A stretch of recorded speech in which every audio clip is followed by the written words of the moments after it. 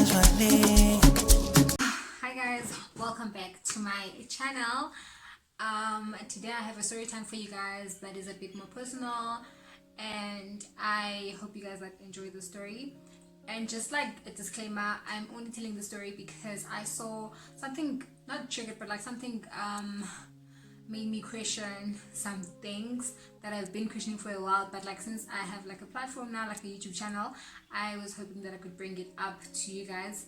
So basically, I saw like on Twitter the gender-based violence stats that have risen since the lockdown, and I thought of how the gender-based violence, if it was a gender-based violence situation or a homicide situation, how it affected me and my life. So I thought I should talk about it on my story.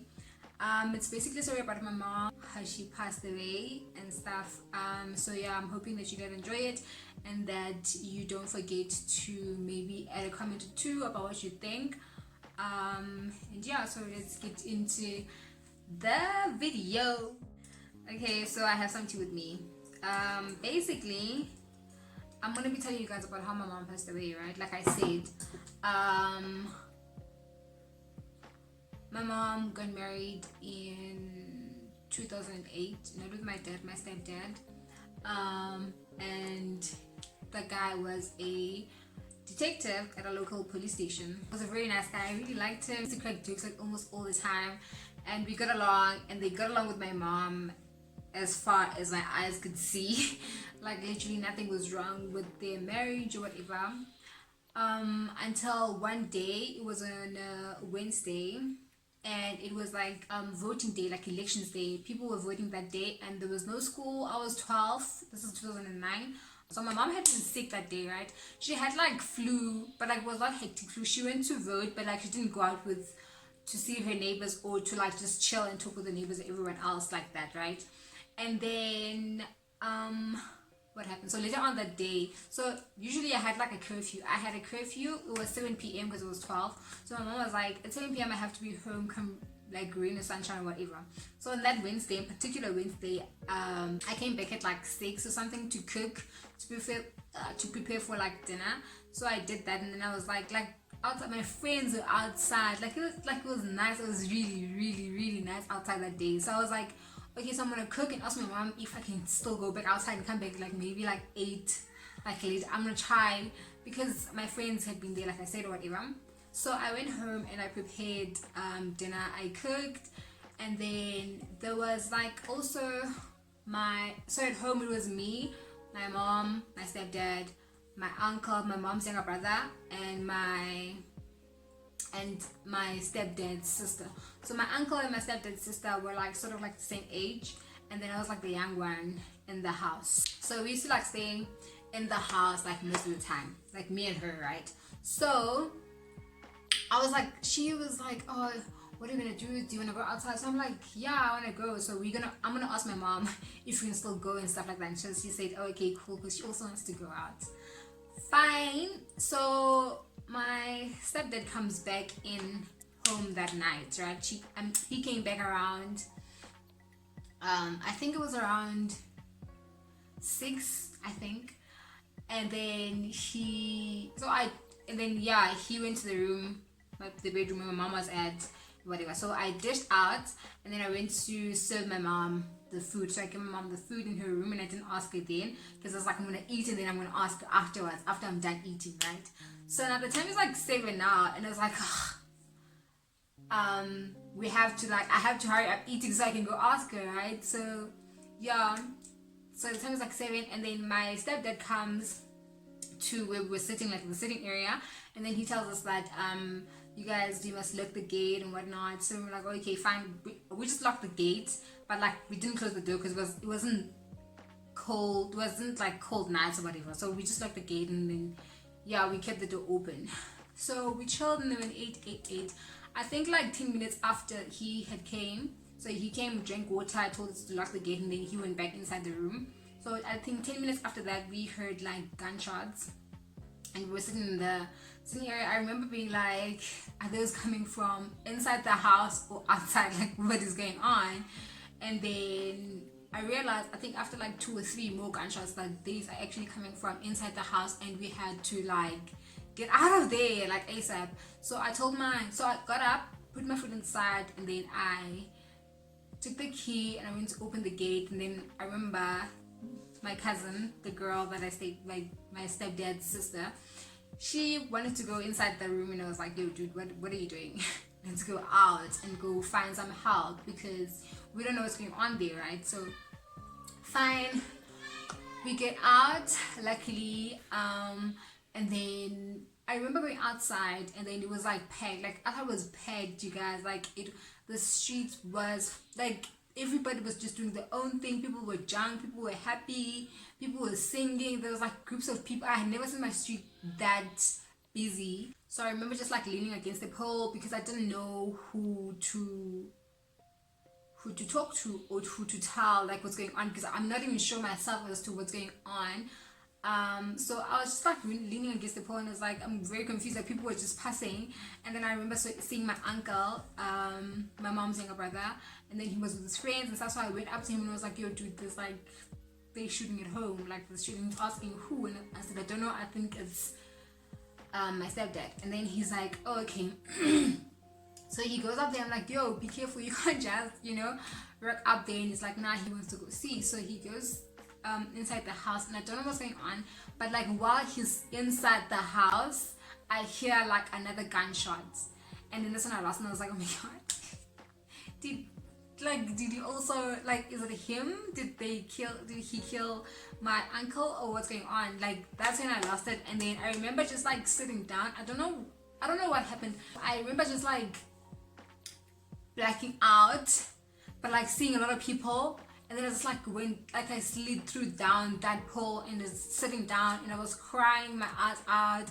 I don't know whether I was screaming or I don't remember, but I remember seeing like people coming towards me and people going to my house. I don't know how they found out, taking us in. So our neighbors that had the party cancelled or whatnot, and then we went to that house. And they tried to calm us down because we were crying and whatnot. So we're hearing people that, like, at that point I had already figured that, okay, so he probably shot my mom and my uncle or whatnot, because after my uncle went in I never saw him again. So I was really like just panicking. While we were sitting at that house, they tried to give us like water, like stuff just to calm us down or whatever. And then I remember like my aunt in Joburg used to stay in Cape Town back then. So I remember them coming through, like everybody, just that, like my family, like my immediate family that was like in Cape Town at the time. I remember them just coming, and then they came to us, and everybody, when they started crying, and I felt like it was a mess, like it was messed up situation. And then I remember, okay, and then that night we slept. The ambulances came. I think they came to collect the bodies or whatever. But then I heard my uncle did not get shot. Actually, I think he went in there, and then, well, he says that he went in there, and then he saw my mom lying down. He went to my mom's room, and then he saw my mom lying down, and then he didn't see my stepdad. Apparently he was hiding like behind the door the time when my uncle came, because his bullet hole was behind the door. So anyway, he saw her, and then he went out. I don't know where he'd gone, because I didn't see him for the rest of that night. And then we woke up the following morning, and then we had to like just tidy up, I helped my aunts tidy up my mom's room, clothes and stuff like that. So we did that, and well, I did that. And then I just remember like in the morning feeling like it, like I've never felt something so unreal like that. I felt like it was like just a really, really bad dream that my mom was gonna wake me up from and laugh at me. But then like it wasn't a dream. I was never ever gonna see her again.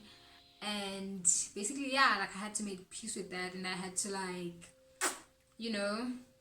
heal, even though it's like a process and stuff like that. And yeah, that's how it happened basically. And then my dad's sister, obviously his family took her, and then they came to collect some of his stuff. Basically, I really don't know like how. I've never seen his family ever again after that situation, and yeah, that's how it happened, bro. That's how my mom basically lost her life. So basically now what I want, why, like, main reason why I wanted to like tell this story was to, like, I don't know, like to open up a discussion, like, because I've always wondered to myself, every time I see like a gender-based violence story, like, is my situation like a gender-based violence thing? And I've never seen my stepdad being violent to my mom, like, ever, like, ever. I've never seen him shout at her. I've never seen him beat her up. I've never seen him just like being mean towards her and stuff like that. But like what he did was he literally took his life, like, just like that. Like, he shot her and then that was it. That was over with my mom basically. And I don't know, like, I've always questioned myself, because even after that day, or even after the funeral, anytime, like, during the process of my mom, like, from my mom's death to until like today, I've never been really angry at him. Like, I've never ever been, because I've never found it in my heart to be angry at him, because I don't know him as that type of person. Whew. So he did what he just did, and then that was it. And then I don't like, I don't know. I don't know how to like explain my situation, but it's still like, I know that he took my mom's life and he took his own life, and then that was it. Like, that was like the end of the story.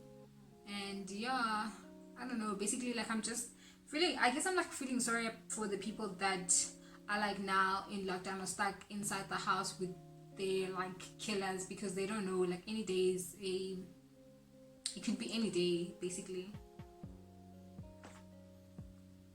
And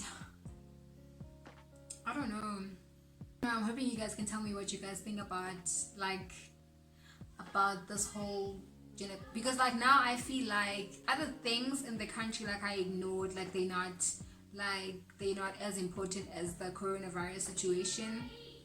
And I just feel so sorry for the people that are like, have to stay in the house with like those people, whatever the situation may be. But otherwise, yeah, that's it for my story. I'm hoping you guys are safe wherever you are, and I'm hoping you relate to my story, or hopefully I haven't like triggered your emotions or anything like that. But yeah, yeah, that's it for my story.